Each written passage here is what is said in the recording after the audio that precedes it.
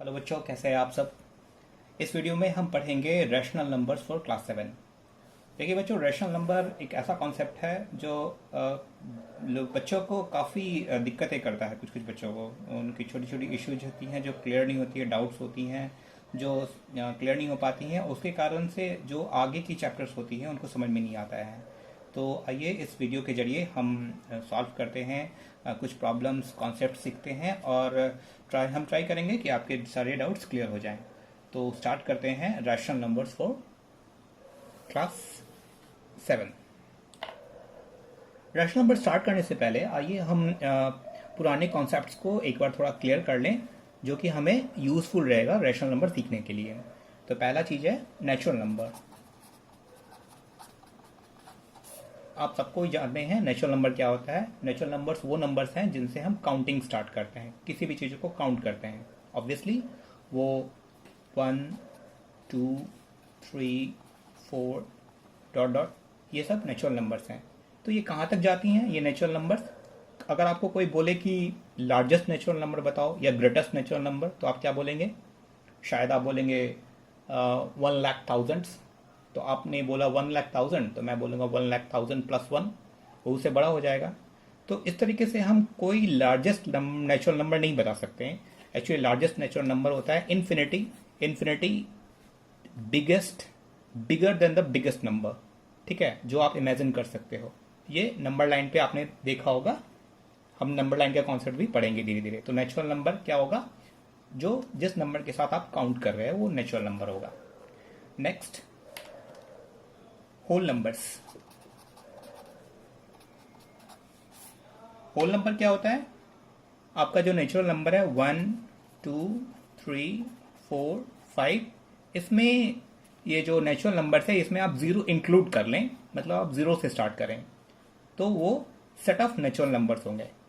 ये कहाँ तक जाएगा? इन्फिनिटी तक जाएगा। इन्फिनिटी मतलब bigger than the biggest number what ever you can imagine. जो आप इमेजिन कर सकते हैं उससे भी बड़ा नंबर, जो कि एक्सट्रीम राइट एंड पे मिलेगा आपको नंबर लाइन पे।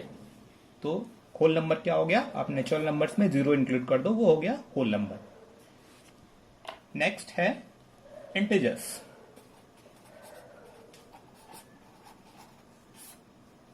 आप लोगों को पता है इंटीजर्स क्या होता है? चलिए आप नंबर लाइन ड्रॉ ही कर लेते हैं। ये देखिए, नंबर लाइन क्या है? एक इमेजिनरी लाइन है जिसमें हम नंबर्स को रिप्रेजेंट कर सकते हैं। तो अगर ये 1 है तो इक्वी डिस्टेंस पे 2, 3, 4, 5, 6, 7 ये सारे चलते रहेंगे। और यहाँ पे आपको क्या होगा? ये इन्फिनिटी होगा, मतलब सबसे बड़ा नंबर, उससे भी बड़ा नंबर। नेक्स्ट, अगर हम आप इसमें, ये क्या हो गया बताइए? ये होंगे नेचुरल नंबर्स आपके।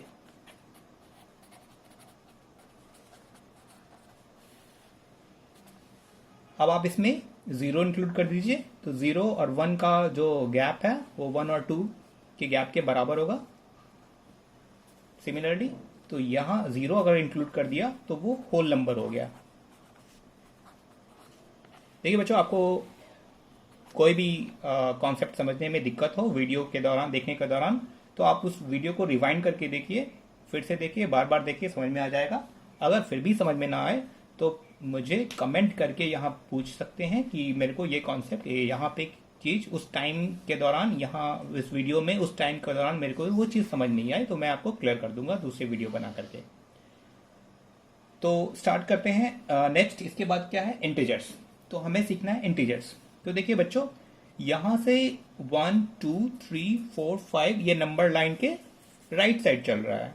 तो ये लाइन तो आप जानते हैं, इट हैज नो एंड्स, ना तो राइट में एंड होगा ना तो लेफ्ट में एंड होगा, ठीक है। तो ये जो लाइन चलेगी तो ऑब्वियसली लेफ्ट साइड में कुछ ना कुछ होगा। तो उसी चीज को, यही पोर्शन हमारा जो नेगेटिव पार्ट है वो होता है। तो +1 इधर है तो इसकी इक्वी डिस्टेंस पे जीरो के लेफ्ट -1 होगा। यहाँ पे इसी इक्वी डिस्टेंस पे -2 होगा, यहाँ -3 होगा, यहाँ -4 होगा, और हाँ आपने सही सोचा, इधर इन्फिनिटी भी होगा। तो देखिए, तो इंटीजर्स हो गए।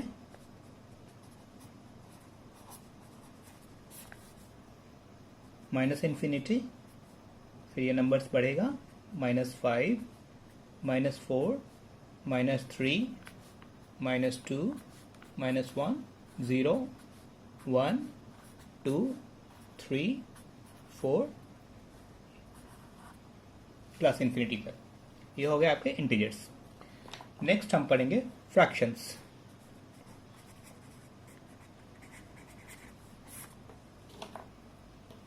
फ्रैक्शंस आपको पता है ये होल नंबर का पार्ट होता है। इसको हम लोग इस फॉर्म में रिप्रेजेंट करते हैं p/q, जहां p और q both are natural numbers. ध्यान रखिए, नेचुरल नंबर्स 1 से स्टार्ट होता है, नेचुरल नंबर में 0 नहीं होता है। तो कुछ एग्जाम्पल्स ऑफ फ्रैक्शन देख सकते हैं हम लोग। 1/4, 7/8, 9/5, 100/1250। ये सब सारे आपके एग्जाम्पल्स हो गए ऑफ फ्रैक्शंस। ओके, मेरे को एक चीज बताइए, 0/320 क्या एक फ्रैक्शन है? ये फ्रैक्शन नहीं है। क्यों? क्योंकि यहाँ पे p देखिए, p इज इक्वल टू 0, और p क्या होना चाहिए? p और q दोनों नेचुरल नंबर होने चाहिए। तो ये एक फ्रैक्शन नहीं है। As a matter of fact 0/320 0 होता है, आपको पता है ना। ये क्या होता है 320/0? चलिए इसका आंसर मेरे को कमेंट में करके बताइएगा। अब हम लोग पढ़ते हैं प्रॉपर्टीज ऑफ फ्रैक्शंस।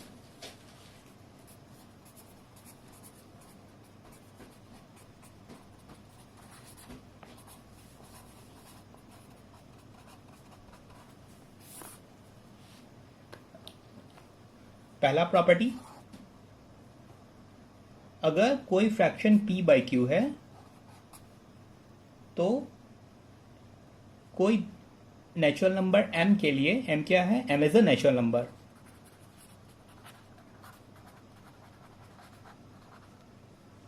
p/q बराबर होगा p cross m upon q cross m।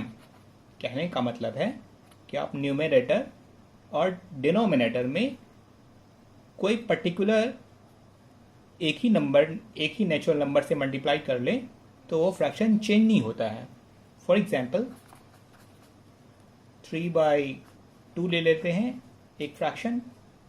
3/2 बराबर होगा, अगर हम लोग न्यूमरेटर और डिनोमिनेटर को दोनों को 2 से मल्टीप्लाई कर दें, 3/2 इंटू 2/2। देखिए यहाँ पर m का वैल्यू कितना है? 2 है, तो ये कितना हो जाएगा? 6/4। आप ये भी जानते हैं कि 3/2 और 6/4 को इक्विवेलेंट फ्रैक्शंस बोलते हैं। आपने पढ़ा है पिछली क्लासेस में। तो ये पहला प्रॉपर्टी है जिसमें कि p/q नेचुरल नंबर का जो रेशियो है, जिसको हम लोग फ्रैक्शन बोलते हैं, उसको अगर सेम नेचुरल नंबर से मल्टीप्लाई कर दें, न्यूमरेटर और डिनोमिनेटर को दोनों को सेम नेचुरल नंबर से मल्टीप्लाई करें, तो फ्रैक्शन में कोई चेंज नहीं होता, उसका वैल्यू सेम रहता है। तो 3/2 इज इक्वल टू 6/4।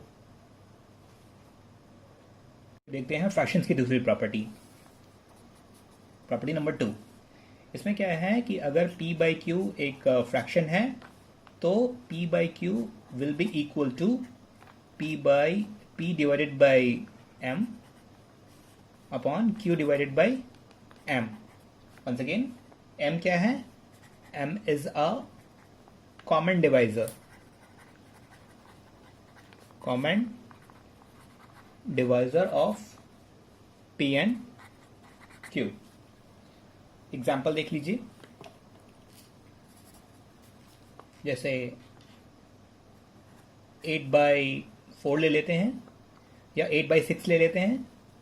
तो 8/6 बराबर होगा 8 divided by 2 upon 6 divided by 2। देखिए 2 क्या है? कॉमन डिवाइजर है, मतलब कॉमन मतलब सेम डिवाइजर है। तो इसका वैल्यू होगा 4/3। 3। आप देख सकते हैं 8/6 और 4/3 इक्विवेलेंट फ्रैक्शन है, तो इसमें वैल्यू का चेंज नहीं होता है अगर आप सेम नंबर से मल्टीप्लाई कर दो या सेम नंबर से डिवाइड कर दो न्यूमरेटर और डिनोमिनेटर को। अब हम आते हैं थर्ड प्रॉपर्टी में। थर्ड प्रॉपर्टी कहता है कि टू फ्रैक्शंस ले लीजिए p/q और दूसरा फ्रैक्शन ले लीजिए r/s। तो p/q और r/s इक्विवेलेंट फ्रैक्शन कहलाएगा अगर p into s is equal to q into r। अगर ये ऐसा है, मतलब पहले फ्रैक्शन का न्यूमरेटर इंटू दूसरे फ्रैक्शन का डिनोमिनेटर अगर बराबर होता है पहले फ्रैक्शन का डिनोमिनेटर इंटू पहले फ्रैक्शन का न्यूमरेटर, तो ये इक्विवेलेंट फ्रैक्शन होगा। फॉर एग्जाम्पल, जैसे मैंने कहा 8/6 4/3 इक्विवेलेंट फैक्टर है, इक्विवेलेंट फ्रैक्शन है सॉरी। तो इसको चेक करते हैं इस टेस्ट पे। 8/6 और 4/3 मेरे दो फ्रैक्शंस हो गए। चेक करते हैं तो हमें 8 इंटू 3 करना पड़ेगा। 8 क्रॉस 3 कितना हो गया 24, और 6 क्रॉस 4 ये भी हो गया 24। तो ये चेक हो गया कि 8/6 और 4/3 इक्विवेलेंट है। तो ये हो गया प्रॉपर्टी नंबर 3। नेक्स्ट प्रॉपर्टी देख लेते हैं। नेक्स्ट प्रॉपर्टी है अगर कोई फ्रैक्शन आपका p/q है तो p/q को कहते हैं कि ये अपने लोवेस्ट फॉर्म में है या स्मॉलेस्ट फॉर्म सिंपलेस्ट फॉर्म में है अगर p और q का कोई दूसरा कॉमन फैक्टर न रहे other than 1। p and q has no other common factor other than 1। तो देखिए जैसे कि 3/5, 3 का फैक्टर्स निकालिए। 3 के फैक्टर्स क्या क्या होंगे यहां लिख देते हैं। फैक्टर्स ऑफ 3 बताइए 1 और 3। फैक्टर्स ऑफ 5 क्या होंगे?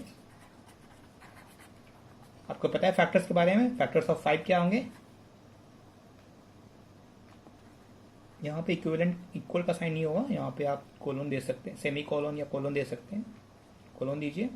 फैक्टर्स ऑफ 5 क्या होंगे? 1 और 5। तो आप देख सकते हैं कि कॉमन फैक्टर्स क्या है? 1 और 3, और 1 और 5 में कॉमन क्या है? 1 है। तो ये सिंपलेस्ट फॉर्म में होगा जब इसके न्यूमरेटर और डिनोमिनेटर के कोई दूसरे कॉमन फैक्टर ना हो अदर देन 1। एक और एग्जांपल देख लेते हैं। 6/9 चेक करते हैं कि ये सिंपलेस्ट फॉर्म में है कि नहीं। 6 के फैक्टर्स क्या होंगे? 1 2 3 6। 9 के फैक्टर्स क्या हो गए? 1 3 9। इसके फैक्टर्स कॉमन फैक्टर्स कौन कौन हो गए? 1 और 3। तो आप यहां देख रहे हैं कि इसमें कॉमन फैक्टर्स हैं, 1 के अलावा भी कॉमन फैक्टर्स हैं, इसलिए 6/9 सिंपलेस्ट फॉर्म में नहीं है। तो सिंपलेस्ट फॉर्म में लाने के लिए हम क्या करते हैं? इसको फर्दर रिड्यूस करते हैं। इसका जो HCF है, HCF बताइए क्या है इन दोनों का? Highest common factor. तो इसके फैक्टर्स कौन कौन हो गए? 1 और 3। इन दोनों में से हाईएस्ट कौन हो गया? 3। इसी को बोलते हैं HCF। हमको क्या करना होता है? HCF से डिवाइड करना होता है न्यूमरेटर और डिनोमिनेटर को, तो ये रिड्यूस हो जाता है अपने सिंपलेस्ट फॉर्म में। ये सब आपने पहले क्लास में पढ़ा हुआ है, तो मैं एक बार करके बता देता हूँ। HCF 3 है, तो 6/3 और 9/3 कितना हो जाएगा? 6/3 9/3 ये हो जाएगा 2/3। तो 2/3 देखिए ये अपने सिंपलेस्ट फॉर्म में आ गया। नेक्स्ट हम देखते हैं कंपैरिजन ऑफ फ्रैक्शंस। ये 5th thing about the fraction हम देख रहे हैं, comparison of fractions.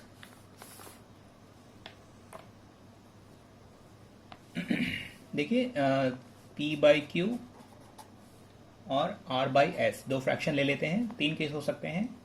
P by Q बड़ा हो सकता है R बाई एस से, या P बाई क्यू बराबर हो सकता है R बाई एस के, या P बाई क्यू, सही बोल रहे हैं, छोटा हो सकता है R बाई एस से।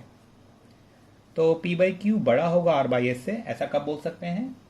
If P cross S is greater than Q cross R। Example जल्दी से देख लेते हैं। 3/5 1/2। देखिए 3 2 जा 6 बड़ा होता है 5 इंटू 1 5 से, तो 6 बड़ा है 5 से, 3/2 बड़ा हो गया 1/2 से। Correct. P by cube equal है R बाई एस से, इफ कब होगा ऐसा? P cross S is equal to Q cross R। Equivalent fraction का केस ले लेते हैं। 2/4 और 4/8। देखिए ओके, तो हमने पुराने कॉन्सेप्ट्स को रिकैपिचुलाइज कर लिया है और अब हम सीखेंगे अपना टॉपिक। हमारा टॉपिक था रैशनल नंबर। तो रैशनल नंबर का डेफिनेशन क्या होता है? Rational numbers a number of the form P by Q where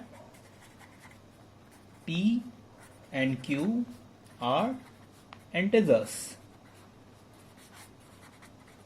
and Q not equal to 0। देखिए फ्रैक्शन भी P by Q के फॉर्म में था, तो अंतर क्या हुआ फ्रैक्शन और रैशनल नंबर्स में? देखिए फ्रैक्शन में P और Q दोनों नेचुरल नंबर्स थे, तो इसलिए ना तो P ना तो Q 0 हो नहीं सकता था। लेकिन ये है रैशनल नंबर, यहाँ पे P और Q इंटीजर्स है, और आपको इंटीजर्स पता है ना क्या होते हैं? -∞, -3, -2, -1, 0, 1, 2, 3 सो ऑन इन्फिनिटी तक। मतलब इसमें आपके नेगेटिव इंटीजर्स आएंगे, 0 आएंगे और पॉजिटिव इंटीजर्स भी आएंगे। तो ये कुछ भी हो सकता है, P और Q कुछ भी हो सकता है, लेकिन एक कंडीशन और है कि Q 0 नहीं हो सकता है। तो Q 0 क्यों नहीं हो सकता है हम लोग देखेंगे। चलिए एक एग्जाम्पल लेते हैं। एग्जाम्पल्स आप सिंपली 1/2 ले लीजिए, -3/4 ले लीजिए, 2/-3 ले लीजिए। देखिए ये सब एग्जाम्पल्स में आप बता सकते हैं P यहाँ 2 है, Q -3 है। 2 और -3 दोनों इंटीजर हैं। देखिए ये 2 ले लिया और ये -3 ले लिया इंटीजर, तो ये बन गया हमारा रैशनल नंबर्स। अब ये बताइए 0/8 क्या ये एक रैशनल नंबर है? सोच के बताइए। ये एक रैशनल नंबर है। क्यों? क्योंकि यहाँ पे P क्या है? 0, Q क्या है? 8। तो P और Q दोनों इंटीजर्स होने चाहिए, और आपको पता है कि 0 एक इंटीजर है, इजंट इट? तो 0/8 मेरा एक रैशनल नंबर है। ये बताइए 0/-3 क्या एक रैशनल नंबर है? यस, ये भी एक रैशनल नंबर है। P यहाँ पे 0 है, Q क्या है? -3। आप चेक कर सकते हैं कि देखिए कोई भी आपको इन रैशनल नंबर हो चेक करना हो कि वो एक्चुअली वैलिड रैशनल नंबर है कि नहीं है, तो आप P और Q दोनों को लिखिए और इस डेफिनेशन को मीट कर रहा है कि नहीं ये देखिए।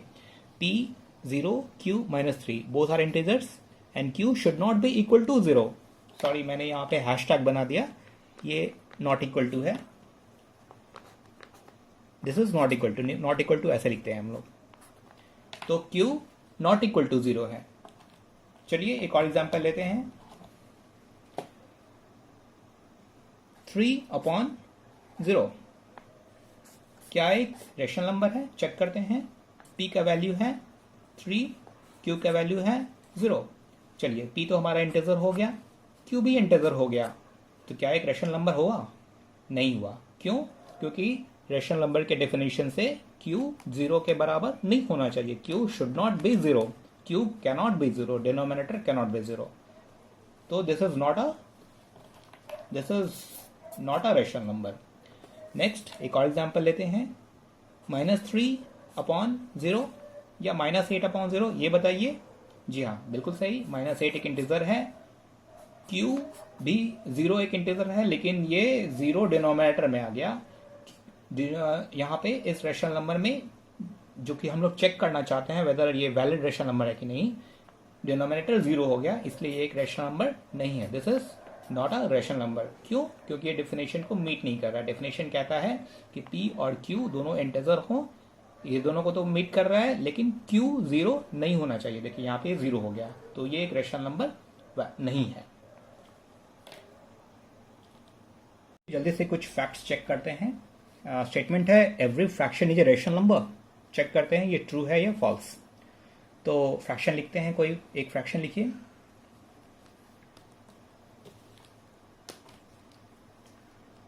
थ्री बाई टू, ये एक फ्रैक्शन है। देखिए एक नेचुरल नंबर है, ये भी एक नेचुरल नंबर है। फ्रैक्शन में तो हमारा यही है ना कि दोनों नेचुरल नंबर होना चाहिए, p और q दोनों नेचुरल नंबर होना चाहिए, और कोई रिस्ट्रिक्शन नहीं है। तो ऑब्वियसली देखिए ये ट्रू है कि कोई भी फ्रैक्शन आप लिखिए वो एक रेशनल नंबर होगा। 3/2, 4/5, 6/8, ये सारे नेचुरल नंबर्स का फ्रैक्शन, नेचुरल नंबर्स का कह सकते हैं रेशियोज हैं, तो ये सारे फ्रैक्शंस ही होंगे। आई मीन ये सारे रेशनल नंबर्स होंगे, तो this is true. Now next statement is every rational number is a fraction. Check करते हैं इसको। कोई एक रेशनल नंबर आप लिख सकते हैं। मान लीजिए मैं लिखता हूँ -3/5, तो ये एक रेशनल नंबर है। क्या ये एक फ्रैक्शन है? दिमाग लगाइए और बताइए। देखिए यहाँ पे p -3 है, q 5 है, तो देखिए p इज -3 और -3 is not a natural number, isn't it? -3 एक नेचुरल नंबर नहीं है, नेचुरल नंबर स्टार्ट होता है 1 से। तो इस तरीके से कह सकते हैं कि ये फ्रैक्शन नहीं है, क्योंकि फ्रैक्शन होने के लिए p और q दोनों नेचुरल नंबर होने चाहिए। तो negative numbers are not allowed in fractions. Third statement है, तो इस तरह से ये फॉल्स हो गया। थर्ड स्टेटमेंट है all integers are rational number. देखते हैं, आप इंटीजर्स लिखिए। इंटीजर्स आप जानते हैं नेगेटिव, पॉजिटिव, 0, पॉजिटिव, कुछ भी हो सकता है। देखिए -3 को चेक करते हैं कि ये रेशनल नंबर है कि नहीं। -3 को लिख सकते हैं -3/1। देखिए p यहाँ पे -3 है और q 1 है, और q नॉट इक्वल टू 0 है, क्योंकि q 1 है तो 0 नहीं है। तो इस तरह से रेशनल नंबर को क्वालिफाई कर गया। 0 के बारे में अभी हम पढ़े थे, 0 को लिख सकते हैं 0.1। देखिए यहाँ पे डिनोमिनेटर 0 नहीं है और ये दोनों इंटीजर्स हैं, इसलिए ये भी क्वालिफाई कर गया। ये एक रेशनल नंबर है। पॉजिटिव नंबर ले लेंगे, 4 को लिख सकते हैं 4/1। देखिए ये दोनों इंटीजर्स हैं और ये 0 नहीं है, डिनोमिनेटर 0 नहीं है। तो इस तरीके से कह सकते हैं कि yes, all integers are rational number, ये सही है। तो इस वीडियो को हम यहीं एंड करते हैं। वीडियो के अगले पार्ट में हम देखेंगे रेशनल नंबर्स की दूसरे प्रॉपर्टीज़, और हम लोग कुछ एग्जाम्पल्स बनाएंगे। रेशनल नंबर्स को कैसे नंबर लाइन पे ड्रॉ कर सकते हैं वो देखेंगे।